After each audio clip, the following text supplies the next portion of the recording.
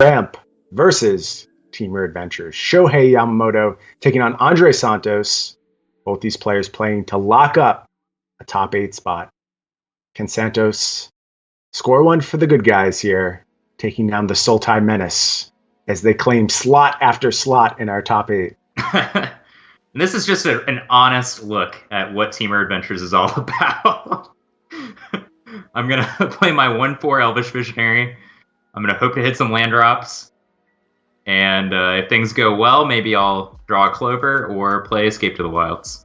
It's something to the effect of, if you can't handle me at my Edgewall Innkeeper into Fae of Wishes, then you don't deserve me at my Lucky Clover. Second right. Edgewall Innkeeper off the top here. As far as non-lands go, that's a pretty good pickup. Yeah. Be interesting to see how aggressive Andre wants to get at this point in the game. I think that arrow probably changes the calculus a little bit. It's going to be hard to push any kind of damage through once you know that card is running. Yep, and the threat of Nissa is already present next turn. We did not find a 4th land. I like this play quite a bit. Develop the battlefield with a flyer, so put some pressure on Nissa if it comes next turn, and try to dig towards the land drop, which Santos hit. Makes perfect sense to me. Meanwhile, on Yamamoto's side, 5th land was found. Fabled Passage cracked. Grabs an island. Time for Nissa Who Shakes the World. A beautiful stained glass Nissa, by the way. Yeah, I feel really dumb that I didn't do whatever you needed to do to get all this. Yeah, I would if I knew what you had to do. I can't tell you how you actually acquire those. Yeah, same. So, I don't know. I think dollar bills work for the most part. Sometimes. Some dollars. Sometimes. So a couple different options for the Adventures player. Could see play 5th land, Beanstalk Giant plus Brazen Borrower than Nissa, and just kind of go for a short-term tempo plan, which it looks like, given the Brazen Borrower attacking face, is probably what we're up to. Another option was just to attack the Nissa and then play your other Brazen Borrower and potentially leaving up Petty Theft to try to kill the Nissa, but that definitely bears a lot of risk just in case, opponent has Hydrograsis or some other big haymaker. Right. Yeah, it looks like we have moved to a hard tempo approach. Just going to try and get there with some evasive creatures. 3/1 Brazen Borrower is going to have to carry the bulk of the load in this game. And I like this approach because if Yamamoto wants to replay Nissa, you can just cast your 2nd Brazen Borrower and threaten to attack it. Yep.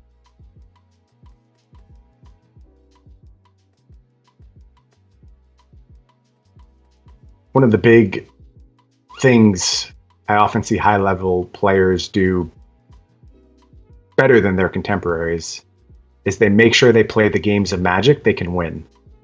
They don't get priced into battles that they just don't have a high success ratio in. And, some of these plays might look objectively worse, but it seems to me this is the game that Andre can win, this aggressive Brazen Borrower base game plan. Yep, totally agree. Free block here with Fae of Wishes. Hit a few key land drops off of Edgewall Innkeeper triggers, and because of it, we're having a game. Almost a little flooded now, out of nowhere, actually. Yeah, it's true. Looking at Yamamoto's deck list, it looks like this attack on Nissa is safe. I guess there's 2 copies of Shark Typhoon that could show up to block this Brazen Borrower, so that is definitely going to be on Santos's mind. Okay, that would be a little ugly if that was the case. And speaking of ugly, not the best Escape to the Wilds I've ever seen. Yeah, 4 lands. That was brutal. Wishes. I mean, you're pricing at this point, though. If they have the Shark Typhoon, okay, all right, that's a big victory for the Teamer Adventures player. Attack was successful, and we are just going to go ahead and cast this Fae of Wishes. Get that trigger. Another land. We're just straight up flooded now. Right. Went from praying we hit land drops to securely flooded. Andre, you got to talk to someone about getting on that whitelist. That's the way to do it. Needs a t-shirt from Coalesce Apparel. That's the trick. That's how you get put on that God draw list. Working for Cedric.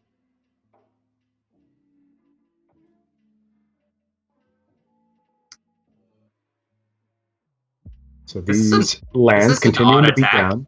Yeah. Free blocks. Gave the option of Santos triple blocking a land, which perhaps Yamamoto would be interested in since that would kill Edgewall Innkeeper, but still just gave him the option. Another hallmark of good players, leave their opponents opportunities to make mistakes when it doesn't cost them anything to do so. I don't think Andre was going to make that mistake in a million years, but if it really doesn't cost you anything, you can afford to take the shot. Casualties of War are going to go ahead and take out that Innkeeper and a land. Santos says, I have plenty of lands. Take all of them, please. That said, I one land off of bounce my own Fey of Wishes and cast whatever the adventure side of Fey of Wishes is and find some kind of counterspell. So instead of taking a similar line, just hard cast a Beanstalk Giant, says I'm the beatdown. Maybe even Fling. I mean, if you can just find a window for Fling at this point, it's almost certainly going to be lethal. I'm assuming there is one in the sideboard. Most lists do have it. Yep, there it is. Next turn, that's available. Not anymore. 8 mana for the full combination, but Uro ruins it, yeah. Oh, there's still damage to be dealt via the Brazen Borrowers. Still might get there. Untap land. Tamiyo. Shields are fully down, though. Yeah, I think that's just it. Yeah, I think Yamamoto's just dead on board, assuming a land. Extinction event not going to help. I believe Yamamoto has taken this game. See, just leveraging the tempo of Brazen Borrowers, just getting some chip shots in over the course of the game, answering the Nissa, and able to pull it out despite not really having that much of an impressive draw. Didn't really develop, flooded out. Yeah. I misspoke. I gave credit to Yamamoto. This is Santos playing a very beautiful game with Teamer Adventures. Ether Gust, that works as well. Do it however you'd like. Why do we want some fancy kills today, Majors? We tried to set up the Death Touch, Trample thing. Now we want it to Fling. Can just Ether Gust go ahead and attack for the win. Fling is so much cooler. I think it's really lame. Definitely cooler. 100%. No one's debating that. Well, we're going to go to the sideboard now for the Teamer Adventures player. They're going to look at it and be happy they played a deck that doesn't require them to think about sideboarding. They're going to reflect on the following game and... Okay, well, it looks like Santos is actually changing some cards. Okay. A little counter magic shift, I think.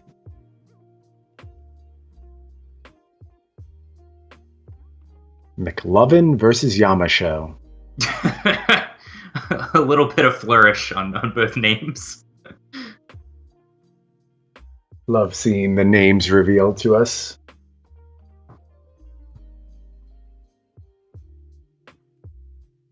Maybe that's why I was never successful at Teamer Adventures, because I just wouldn't sideboard because I didn't understand it. I remember making some tweaks when I was playing the deck a lot, but certainly it was usually limited to an Ether Gust here, maybe a Disdainful Stroke in the rare scenarios where that card was actually playable. Well, that's not a good hand. We'll put that one back. This looks a little better. Lucky Clover, Bone Crusher, a couple Love Struck Beasts. You can make something happen with that. Yeah, we're just on the beatdown plan. Yeah, Bone Crusher Giant, not necessary.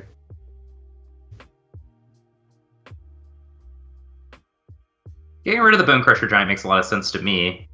But, no. We're going to gamble. No.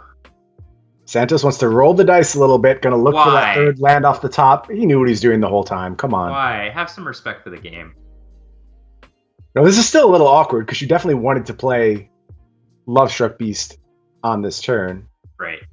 Now, that is one I don't know the other half of. I have no idea what the 1-mana side is called. Heart's Desire, I believe. I randomly know that one. Okay. Gonna lose the Lucky Clover to Thought Erasure. A little disappointing, but we are going to get 2 1/1 white human creatures via Heart's Desire. Yeah, given the Thought Erasure on the Lucky Clover, Santos wasn't really punished for anything. Still gets to use mana efficiently, so not a big deal. Also, still developing. Did you see how many lands Santos drew last game? Like, it was going to be fine the whole time. And just drew 2 lands, so, right. Joke's on me. What do I know?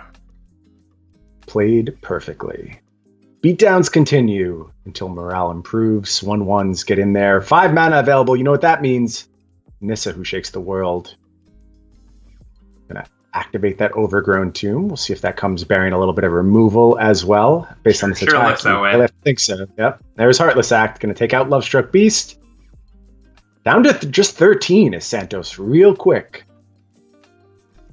Having shocked a couple times. Interesting. Lovestruck. Choice to preserve life total instead of making another token. Did I catch that correctly? Or was that Lovestruck Beast? No, that Lovestruck Beast was on an adventure. That was cached. Yep. That had already had its heart's desire fulfilled.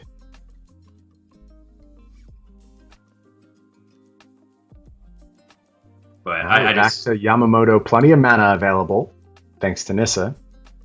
I don't know how Santos is going to get a foothold in this game. Looks tough. Has drawn lands almost, except for 1 draw step, has drawn 4 lands in a row. So, a percentage of lands drawn per draw step across these 2 games is like above 90% thus far. Probably going to see a quick double block on this Lovestruck Beast.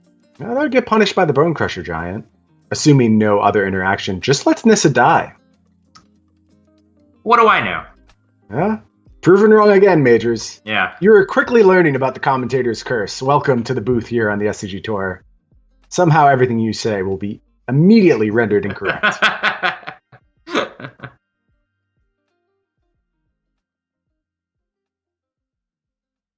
Beanstalk Giant, gonna go ahead, grab a land. Stomp at the ready. What does letting Nissa die there even mean? I don't know. I mean, it certainly says something about Yamamoto's hand. The easy answer is another Nissa. There we go. That's still your whole turn, though, and that suggests to me that the last card in hand is blanks. And again, the answer when we've been in these scenarios over and over has usually been cards in graveyard. And now we see 4 cards in the graveyard, so that's not quite checking out here, but and maybe it's just worth more to spend your turn in this fashion where you have nothing else to do and you're just trying to charge that Uro up a little bit. Yep. I mean, I will say 9 damage coming through, so Santos has dropped to 4 life. Yeah. And Yamamoto didn't give the option for Santos to convert this Bone Crusher Giant by even blocking the tokens, so... Very true. Heads up play. It seems to be working out.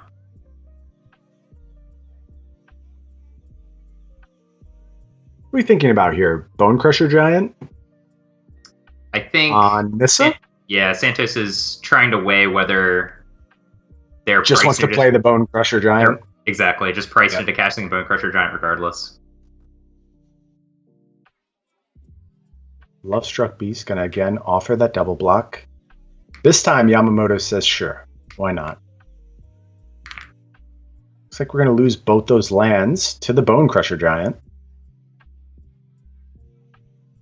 Now Santos is actually in a passable board position. Is that 5th card in graveyard or 6th card per graveyard? I guess this swamp will actually make the 6th card in the graveyard, so Ur's going to come down next turn. That will allow Uro, correct.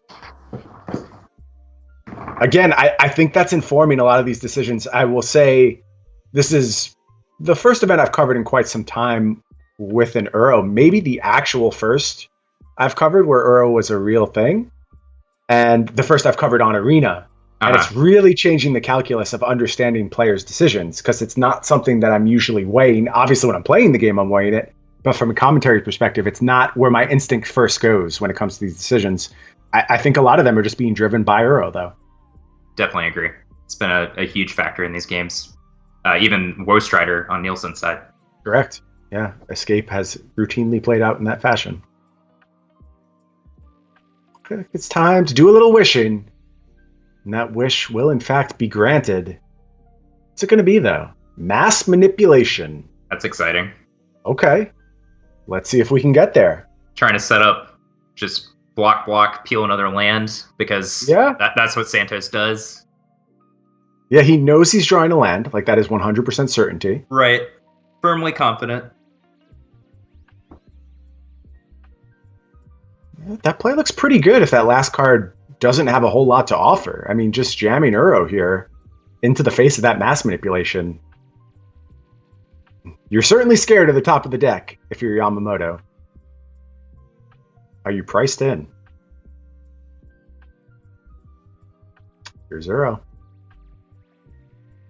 Yep, still access to tons of mana because of the Nissa, and notably the Uro trigger resolved very quickly, so we know that there are no lands in Yamamoto's hand. Yeah, good pickup. Just gonna fall to 1. I wonder if you're supposed to double block there, so if in case you draw a shock land. Oh, definitely a good point. Yeah, I think that's likely true. Just gonna draw a Love Struck Beast. Does that keep us alive? I don't think so. Can we cobble something together here? If Yamamoto wanted to get really fancy, they could have actually sacrificed their Uro that escaped and try to play around mass manipulation a little bit. Very interesting. Looks like this mass manipulation is just going to take a Nissa. Do we survive doing this? Yep, 3 blockers on the battlefield, so... We're not in great shape, but...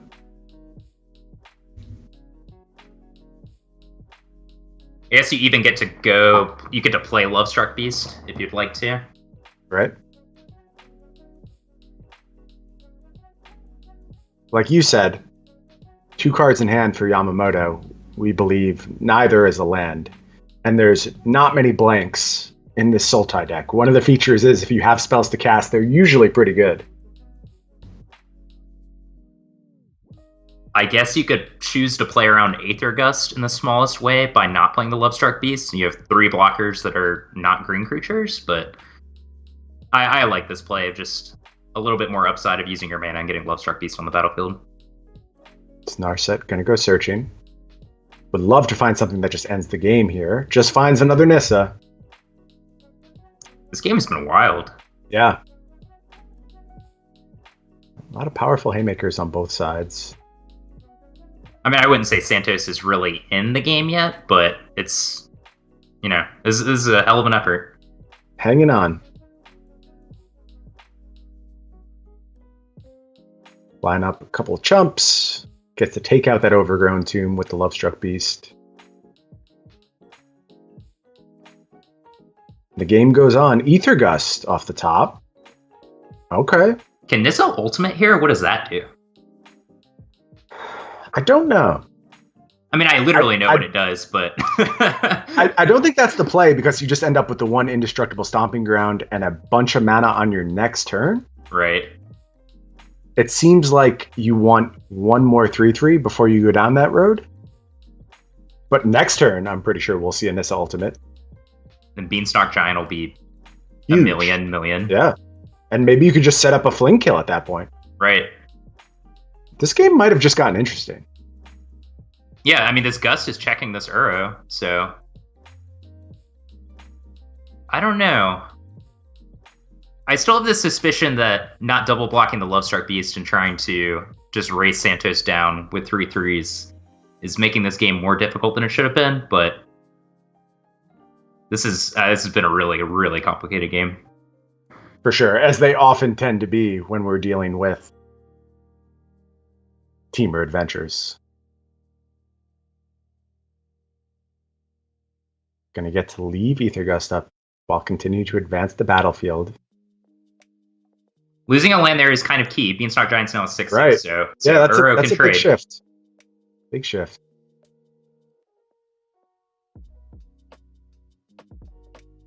Is Santos ahead? I think Santos is ahead. Starting to feel that way. I think this Uro draw, if it does indeed attack here, which I am assuming it still will be attacking, I think the draw step here is going to be really big. Completely agree. If it's just Nissa, then I think Santos pulls firmly ahead at that point, if the only play Yamamoto can offer is Nissa on this turn. And obviously Yamamoto knows Aether Gust is forecasted here. Right. Yeah, I think I just like the double block on Love Struck Beast and Bone Crusher Giant. Because then you ultimate Nissa, get a huge hit in with Beanstalk Giant, and then you're basically representing lethal at any point if you hit Fae of Wishes, or you're actually able to discard 2 cards to this Fae of Wishes, get it back, and then cast Fling.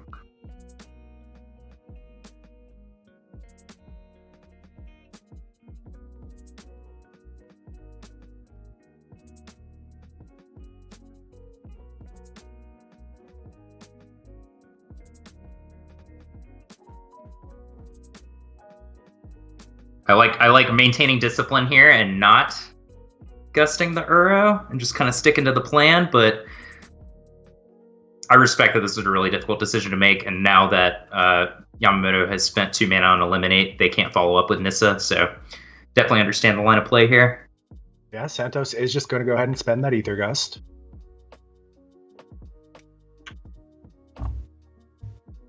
But I strongly... Oh no! I thought we were going to see the Nissa ultimate. Well, that is a disastrous swing for Santos. Still a fine battlefield at this moment, but very precarious 1 life. Man, this is challenging. I mean, I think you're basically you just have to play your cards. You're priced into just casting Fertile Footsteps, casting the Fae of Wishes, attacking with all the creatures that are legally allowed to attack, and just try to hold on.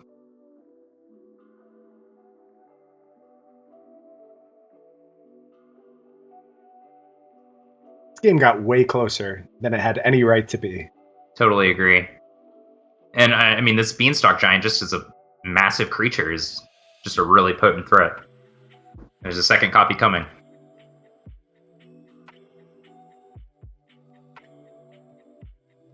How are we doing on that graveyard count at this point for Yamamoto? Are we close to another Uro? No idea. Yamamoto doesn't have anything like Ugin or something utterly massive to go over the top. Also, not a bunch of copies of Hydro Crisis, so...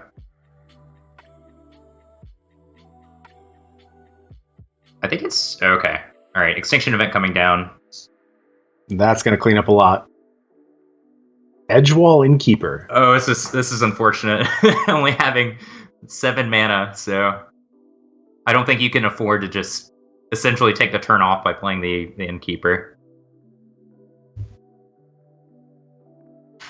Continuing to pressure this Nissa. Going to fall to just 3 loyalty. And as you mentioned, just going to have to jam this Beanstalk Giant.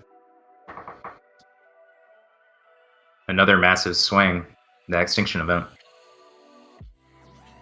Yeah, Yamamoto's deck is actually really unique. We haven't talked much about it. Oh, here's another Extinction Event. Oh, that's it?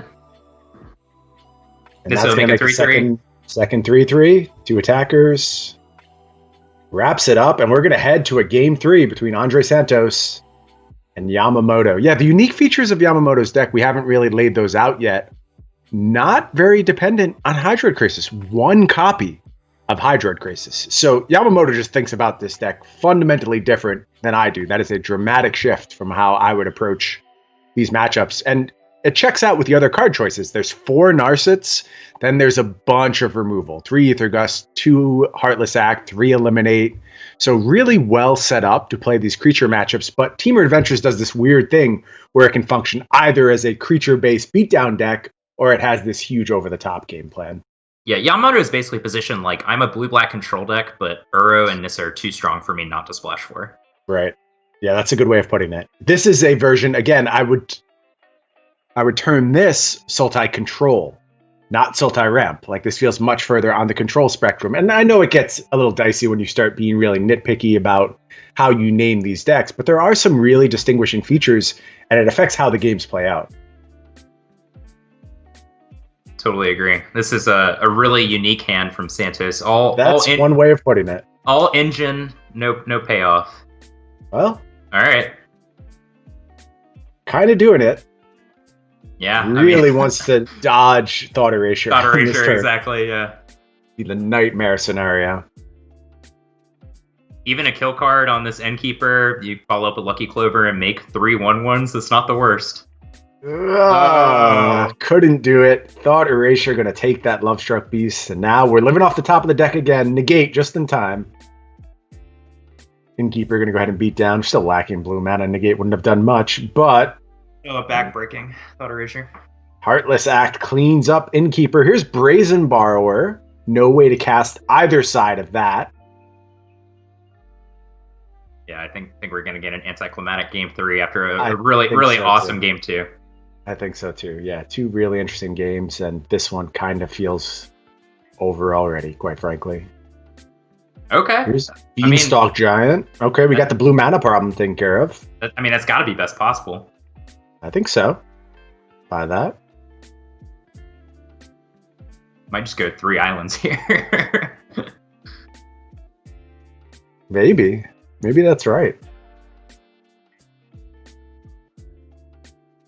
Santos having to think about it. Okay, now we've done step 1. Step 1 was Beanstalk Giant. What's next? How do we actually get back in this game? I mean, step 2 might just be another copy of Beanstalk Giant. And just mono Beanstalks? Just jam these 10/10s and back them up with some counter magic. I don't hate it.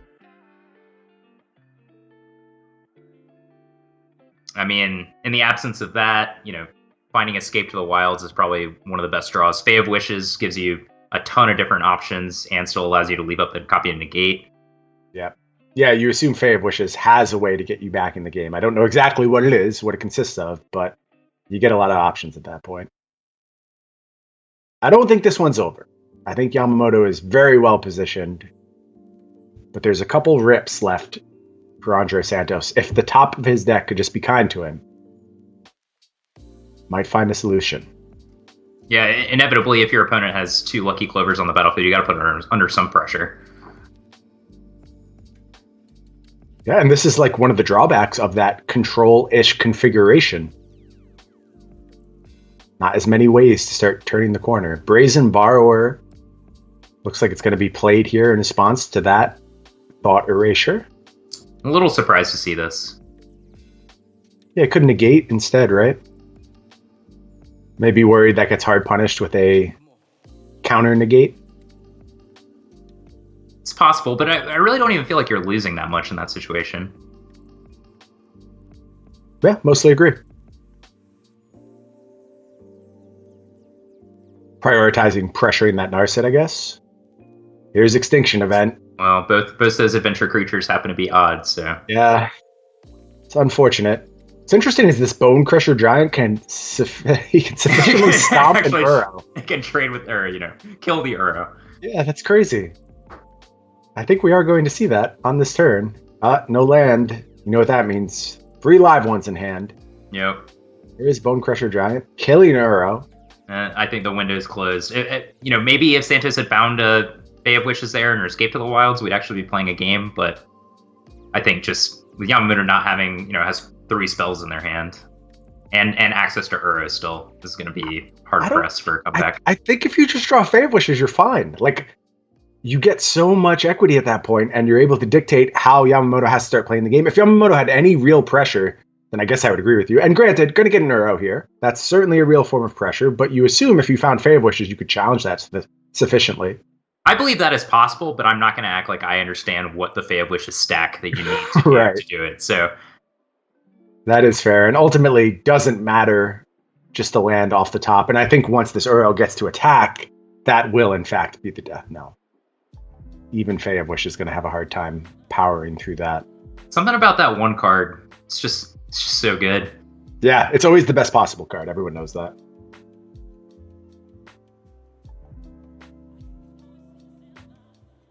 Yeah, I mean, a really interesting match. We saw game 2, lots of jockeying for position. I think, both players kind of traded roles back and forth. It's so hard to tell exactly what the optimal lines of play were, but tons of interesting stuff.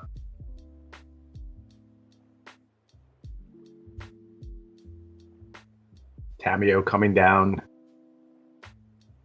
More lands off the top for Santos, unfortunately. Santos played very well, made some very, very challenging spots look like positions that he could potentially come out of. Unfortunately, it was not to be. Maybe still, though, with an outside shot at our top 8. We'll have to see how tiebreakers go. No draws here on the SCG Tour. You play to win. Love it. Yeah. In scenarios where that's possible, it's clearly the way to go. very happy that's the way we do things here. Yeah, do we have any information about how many X2s might be in contention? Someone does. I don't. That's how I'll answer that question. I respect that answer. And it looks like we do have the concession from Santos, and that means Yamamoto